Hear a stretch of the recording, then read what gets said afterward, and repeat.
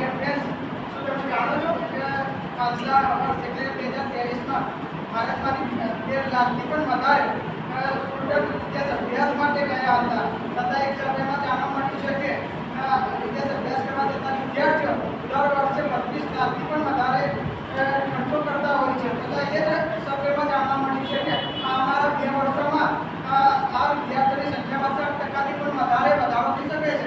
તો શું આટલી મોટી પ્રમાણમાં આ ભારતીય વિદ્યાર્થીઓ શા માટે વિદેશ જઈ રહ્યા છે? તેનું મુખ્ય કારણ શું હોઈ શકે છે? તો મારા મંતવ્ય મુજબ તો હું માનું છું કે ભારતના વિદ્યાર્થીઓ વિદેશમાં અભ્યાસ કરવા જઈ રહ્યા છે તેનું મુખ્ય કારણ તો ભારતની વસ્તી વધારો હોઈ શકે છે.